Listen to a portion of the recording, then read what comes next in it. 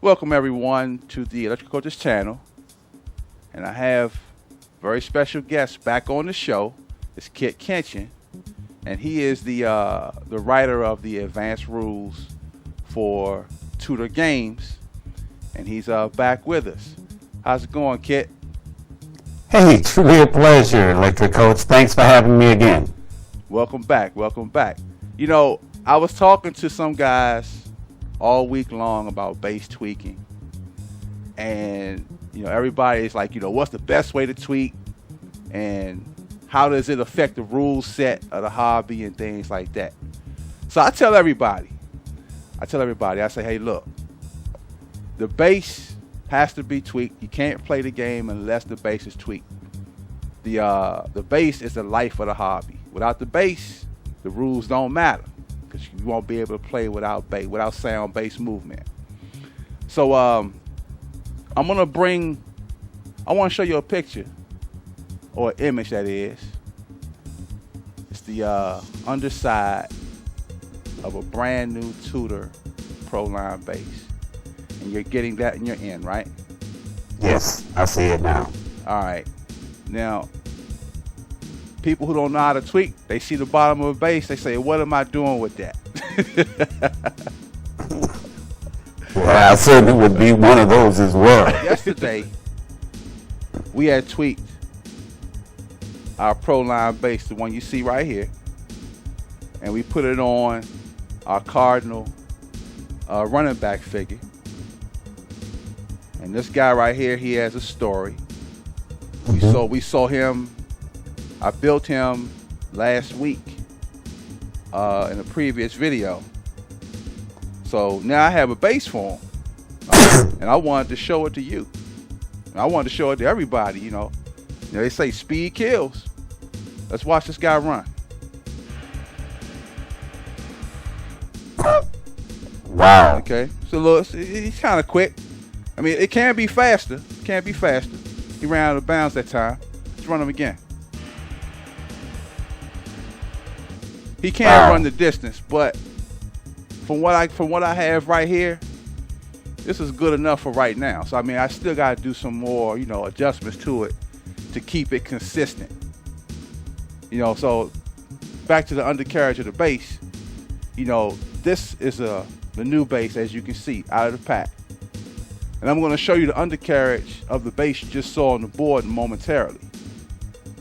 And this bass you see right here, we're going to tweak that one today. I understand advanced gameplay, but I don't understand a whole lot about tweaking. So that's why I'm here to talk with you today.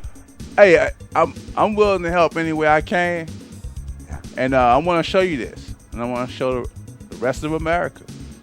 This is the underside of the tweaked bass you just saw run. You see the difference in the prongs? Yeah, Coach. You know something, I think that as I'm looking at it, I always thought you went all the way down to the very end of it, and it doesn't look like you went down that far at all. No, I didn't. Nope. I only went halfway down the prong.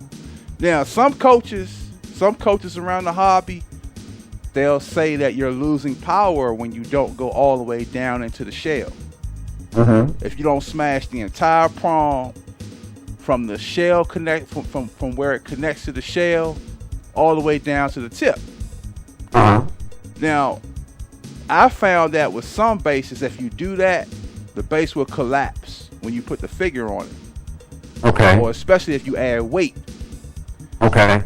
Now, for me, as you can see, I go halfway down the prong. Halfway or maybe 3/4 of the way down the prong, and I leave the part that's connected to the shell. I leave that intact because that's what the structure is to keep the prong firm when the figure is mounted on it. Okay. So if you look at I think from your perspective, if you look at that bottom left corner, well, if you look at it from say the bottom, if you go to the bottom, look at the bottom left corner. Those prongs, in the back of the bass. Left corner as it's facing forward. Let me see, because it's under a microscope, it reverses everything. Okay. So well, I mean, you have front, back. Let me get my pointer. Okay. I got a small stick that'll help us get some perspective here on where we are. Let me see if I touch. Okay, that would be the back right. That's the back right. Okay, so let's go to the other ones in the back. The ones down here. Okay. See, right, that's the toothpick I got right there. You see those prongs Oh, there? okay, I see now. So that, wait a minute, Coach. Yeah. As you place it on the field, that would be the back right That would there. be That's the back right. Yeah, so, yeah, that's the back right. Mm-hmm. If I touch right here, let me see, cause I'm trying to use the window I got. Yeah, Okay. that would be. Let me see. As you look at it right here on the screen, on your screen, you will see that would be it's deceptively the back left. Mm-hmm. Is that what you're saying? Yeah, what it looks like, I see the hole in the front. Uh-huh. That's to my left. Right. So that's the front of it. Uh-huh. So if you were to set that on the field, right, that would be the back right right. of that particular prong. So that's how I'm aligning it up in my own eyes. Okay. So let me see. Let's do this. We're going to switch to the field real quick. And we're going to turn the base around right here. You see my field, right? Yes. So this is the back right over here on this side right That's here. the back right. Mm-hmm. That's the back right and back left, of course. All right. Okay. Now, those prongs, you see how far down I went, right? Yeah, it doesn't go all the way down. No, I didn't press the plies all the way down the prong here. I wanted to try to keep the base from moving. So when I stick my hands, when I stick my pointer in here, I don't want to move the base. So bear with me here. So yeah, as you can see, I went maybe like, I would say about maybe the 3/4 of the way into the base, onto the prong. Yeah, But I see that. I didn't go all the way down. Now, some coaches will say, hey, you got to go all the way down. You lose power if you don't press that part of the prong. Okay. So now, I have yet to experience that myself. I'm gonna get a base and I'm going to experiment with that later on. But as for right now, when we go over to the game table, where you see now, we're gonna do some tweaks on this base here. This base you're looking at right here was the base that was under the microscope. This is our new base. Okay. And we're gonna make those prongs, the prongs on that base, look like the prongs that you saw in our microscope view. Okay. This is the base you see this base you saw right here. The base you're looking at now is the one that just ran a moment ago.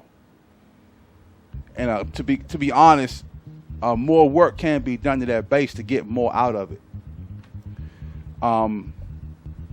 But for the sake of what I'm doing, I deliberately under tweak a base so I can save it later. For something else. So this is what we'll do. We're going to take our new base you see on our table here, and I have my this is a traditional Tudor Games board. This is a Model 500. This board right here, and it fits inside my custom board, as you can see. This is let's see, I'll show you the label here. You see right there, it says Tudor Metal Products Corporation, Brooklyn, New York. Yeah. That go way back. Yeah, but this board right here is ideal for tweaking the bass. This is the Model 500 board. This in fact, this board was out like before I was born, man. This model right here, this 500 model. This board older than me. Right. But and it's still rocking. Well, I've had a birthday. I don't think it's older than me. Well, man, you said not me. Cause I think this Model 5. I mean, I digress for a moment, but I just wanted to. I just wanted to. That may have come from my house. Yeah. this board right here, I digress for a moment, but I just wanted to say that this is the classic electric football board from back in the day. You know, the board is regarding dimensions. Let me see. I pull out my measuring tape here. The total length of this board from the very edges is 26 inches in length, and width is 15 inches. And then the playing surface, between the walls here, it's 13 inches, man. Yeah, 13. You're probably about 13 by 24 or 26. Yeah, 13 by 24. Because see, the 26 is the whole board.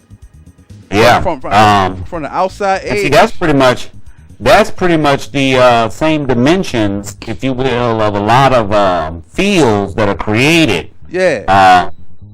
And one of the things in which, I hope that when they go to advanced gameplay, that they go to a scaled field.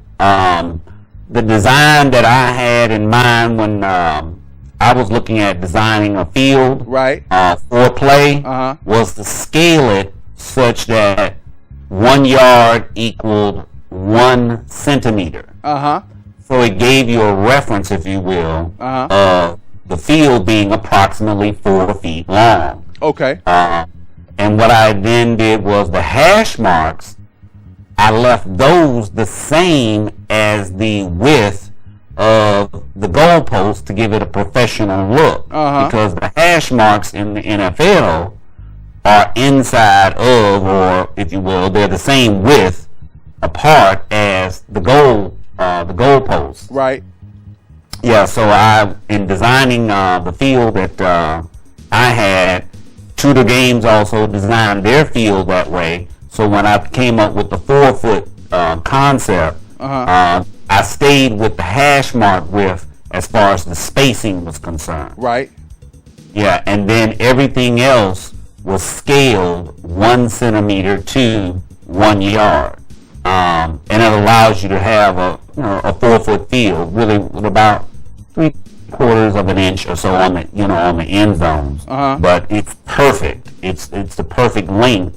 The thing that I think most folks do by mistake, and not to digress or get off track too much, is if they scale the field properly, the width of the field is not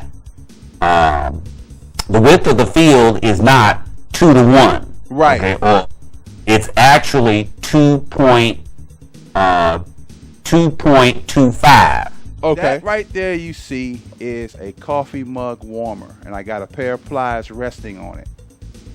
I just turned the coffee mug warmer on. I'm warming those pliers. Okay. Now, I'll tell you and I'll tell everybody out there, you don't want those pliers to get too hot, because once you put that hot metal on plastic, you know what's going to happen, right?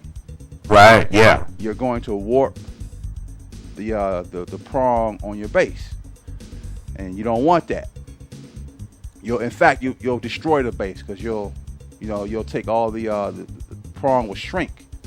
So we allow the pliers to warm, and if they stay on there too long, just take them off and let them cool off a little bit. So if we switch over to the game table, you see I got 3 sets of pliers and our brand new Pro Line base, right? Okay, coach. And we got our figure, right? We got our cardinal figure right here. But guess what? We're not going to tweak with him on that base. Because another thing that coaches talk about, do you tweak the base while it's on the figure, or do you tweak the base by itself, right? You can do either one. Now, for people, first-time tweakers, I would tell them, tweak the base by itself. That way, you learn your techniques, and you can see how the base changes with each time you do something to it. See, when you put a figure on the base, the figure will change the performance of the base. So, like, if you went from a classic Haiti Repro running back, right? Yeah. Okay. You went from here. Let's say you go from here to a Haiti Repro defensive back figure. See, the poses are different. Although the weight between the figures is not that much different. It might be the same altogether. I don't have my scale here right now. But changing that figure onto the same base could change how the base run. The Haiti Repro running back may run straight ahead on that base. But then the Haiti Repro defensive back may loop to the right. You know what I'm saying? Yeah, now coach, let me ask you a question on that. Go ahead. With regard to the different bases and things like that, I always realized that, you know, even if I took a running back and put a ball on him, right, that he would run different than if he didn't have a ball on him. Right, because you just changed the weight of the figure by adding that little bit of weight. Mm-hmm. The weight distribution now is different on one side of the figure. Okay. Now one would think, you know, how can an electric football figure, how can his weight change that much by simply putting a ball in his hand? You know, let me get this running back here. This is the Mega Watch running back figure, and the ball is right there. It comes with the arm and the ball all connected, right? Right. And then you have, let's look at this figure. This is a Buzz Ball Mr. Everything figure. He doesn't have a ball in his hand. You see? Mm-hmm. So, although these two figures, they just might weigh the same, right? Because this figure has that ball in his hand. Yes. The weight distribution is different on the left of the figure than it is on the right. So a base may run different because of that small weight difference. Okay. You know, so now because of that, coaches they put the figure and the base together and tweak at the same time. That way the base will be configured for that particular guy. Ain't nothing wrong with that. But if you got a first time tweaker, right, and they do it, they got the guy running, as long as they keep that base right there, they won't know the difference. But then let's say one day they decide to pull the base off that figure. They thinking, well, I got the base running now. I'm going to take the base off and I'm going to move it to a Buzzball Mr. Everything figure. And the base run crazy. Mm-hmm. So now it's like, do I tweak the base again? Or do I put it back on the guy I ran good on? So what just happened was the new coach, he just put constraints on himself. He's now limited because he don't know until somebody tell him. Okay. That it's kind of best to just simply tweak it, stand alone, put a figure on it, see what it does. And at that point, you'll realize, oh, the base run different when I put a man on it. So now that brings the coach to learn more, to say, okay, I now got to tweak to make this base run on this particular guy. You dig what I'm saying? But so in other words, coach, you kind of like, it's kind of like you got your player and you may want him to do a certain thing, but what you want to do is find the right player to put on the base, if you will. Yeah, at the end of the day, that's what you want to do.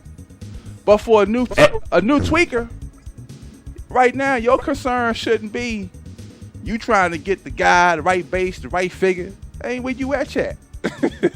Because all you're going to do is end up playing yourself. Now, after hearing this video, coach is going to say, oh, that's what's happening. See, that's what the video is about. It's about educating these guys out here.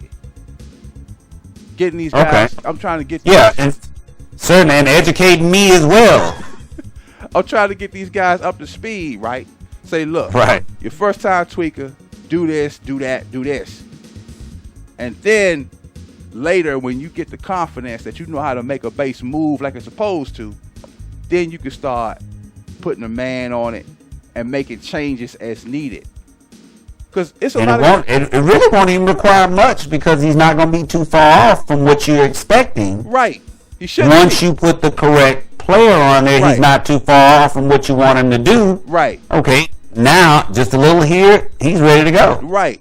I've talked to coaches around the hobby, you know, guys, man, like guys who like they're some of the most renowned tweakers in the hobby today, right? Mm-hmm. And all of them got the same story about when they first learned how to tweak. Hey, Kit, check it out. They told me they ruined thousands of dollars of bases. Packs, bags of bases, man. Imagine. Hey, I got a pack over here myself. I'm scared to even attempt it. Look, here's a package. This is 12 to the Super Pro line bases.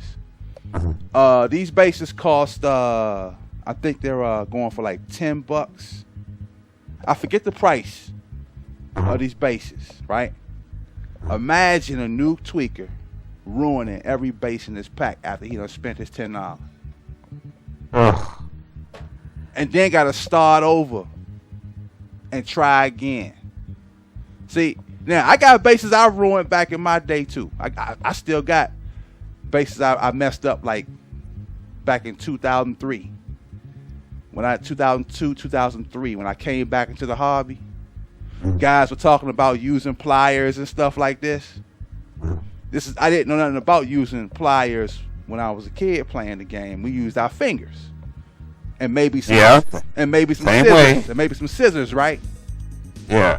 So guys talking about pliers and lighters, and I'm like, what? So I sat down, man. I tried doing it, and there was nobody out there, man, to talk about the guesswork, to take the guesswork out of tweaking. So I was up in here, man. I was cutting stuff off, over tweaking bases, smashing out prongs. Oh Lord have mercy. But look. Now I ain't ruined nowhere near as many bases as other coaches out there told me they ruined. Right? I ain't gonna say no names. I mean, ain't nothing wrong with it. You know, you first learn how to do something. Yeah, you gonna mess up. Right. I mean, I got a nice little, maybe a Tupperware bowl, maybe a quarter full Tupperware bowl of bases. I still keep them. Keep them. I got a few bases that I've messed up. And even when I boil bases too, I got some ones I messed up boiling too. But that's another story. Hey, Coach, real quick, one of the things that I wanted to ask about from the perspective of tweaking. Now I see there's just 3 different types of pliers that you have there. Yep. What are the dimensions, or from the perspective of the width? Yeah. Okay. How wide are those things? Yeah, we can get into that. These pliers right here, these are the thickness of them is about maybe 3/4 of an inch, 3/16 of an inch, and these are like needle nose pliers right here. Let me reach over here and get my caliper real quick. Stand by for a moment. Okay. Stand by for a moment, because my caliper is going to tell me exactly what the thickness is. I'm going to use this tool right here. I love this thing, man. I can measure, prong thickness and all that stuff, man. Wow. I get in deep now, Let's see. I'm going to measure the thickness of these. The width of these jaws is 2.63 millimeters in thickness with these jaws. Okay. All right. Now these are another type of needle nose pliers. Everybody call these Zurin pliers because the name right there is Zurin. Okay. These pliers right here, they bite down really good on individual prongs, man. I love these pliers. These ones, they really get in good. We're gonna talk about these in a moment. And now, mind you, we still got our other pliers over there, over there heating up. Okay. All right, those ones are similar to these pliers right here, but these are our cold pliers we're gonna use, right? Okay. And then we got our needle nose pliers. I use these pliers mainly for aligning my prongs. All right. Okay. So yeah, I started doing it like this, man. After I got my tweaking skills up, started learning how to use my tools on these basses, man. And, Okay. I've developed myself into a sound tweaker, you know. Okay. So what we're gonna do right now, you know, these pliers are still warm and they should be ready to go, but we're not even gonna touch them right now. We're gonna do everything cold. You know. Okay. So I tell any new guy, any new tweaker coming in, you know, you start cold. See, like the last video when I was talking to Mike Link, we tweaked a Proline bass just like this one, the one you saw, the one we ran earlier, right? Mm-hmm. We're gonna tweak this one again, this new one, and we're gonna tweak it on our traditional 2 to 500 board. Okay. So you ready to go? Ready to go, Coach. Let's take a look. All right. So look, this is what I do. We're gonna move these pliers over here. Our Zern pliers, our flat duck bills. We're gonna move them out of the way. Our needle nose, we're gonna start with these, but we're gonna set these off to the side as well. So I'll put them right there. So now the first thing I do is I put the bass on the table and just run it, see what it does. You saw the prongs earlier under the microscope, right? Yeah, I saw them under the microscope. Yeah, and now here are the prongs again, just in regular view, full view, right? No tricks, no gimmicks, none of that. Pure bass, straight out of the pack. Set the bass on the board. Let's see what it does.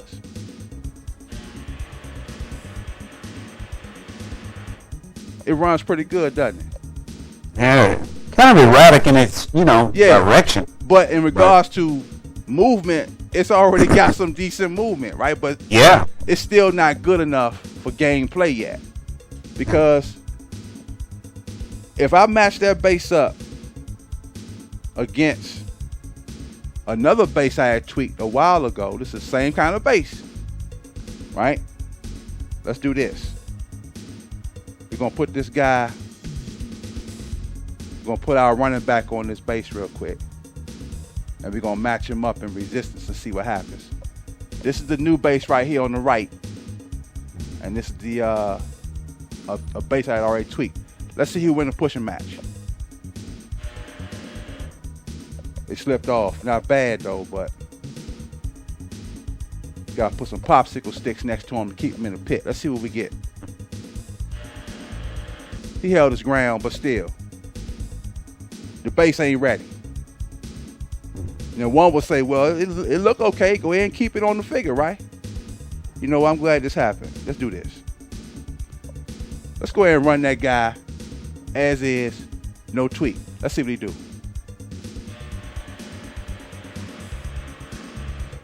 See, on the figure, he ran like... It's a far cry different when you put a figure on it. Right. We saw how the bass ran by itself, right? We put the bass on it by itself. All right. It ran pretty much the length of the board. Okay. But it still had some bounce on it. It still was kind of choppy. Wasn't smooth at all. You know, and because of that, we can't trust the bass. We can't. Right now, this bass is untrustworthy. And then we put the bass. You know what? Let's switch it. I'm gonna get my Haiti Repro defensive back figure. Right. This is gonna be a cardinal along with the other figure you saw earlier. And we're gonna set him on there. Run it. You see that? Yeah. That time he only ran like to like the 28 on this board. Yes. On that figure, he ran to the 40. But he ran to the right. This one ran to the left. Yeah. You see? Just the change of the figure. Right. Just that little bit. And we haven't even put no pliers on it yet.